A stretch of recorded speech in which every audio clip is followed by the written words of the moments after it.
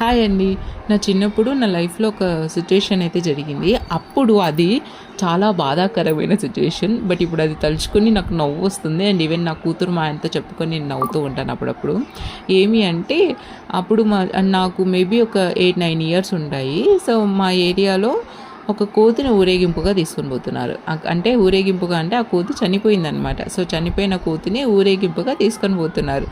నేనేం చేసినా మనకు కొంచెం భక్తి కదా! సో, అది హనుమాన్ రూపము అనేసంటే అక్కడ వాళ్ళంతా డాన్స్ ఏసుకుంటే పిలుచుకొని పోతున్నారు. చిన్న పిల్లలు ఒక రిక్షాలో తీసుకొని పోతున్నారు. సో, ఇంకా దానంటే డాన్స్ ఏసుకుంటే ఎళ్ళిపోయినా.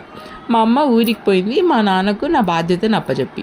మా నాన్న కొద్దిసేపు పడుకుంటాను, ఎక్కడికి వెళ్ళొద్దు అనేసి స్ట్రాంగ్‌గా వార్నింగ్ ఇచ్చి పడుకున్నాడు. నేనేం చేసినా కోతెంట డాన్స్ ఏసుకుంటే ఎళ్ళిపోయినా. మా నాన్న లేసేసి పక్కన అడిగినాడు, "మా పాప ఎక్కడ పోయింది?" అనేసి. అంటే, "అన్న ఇట్లా వెళ్ళిందిరా" అనేసంటే మా నాన్న ఇంక వచ్చేసి కొంచెమే దూరం పోయినా పిలుచుకొనొచ్చినాడు.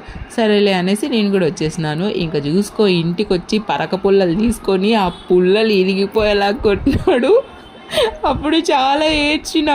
ఇప్పుడది తలుచుకొని నవ్వొస్తుంది నాకు.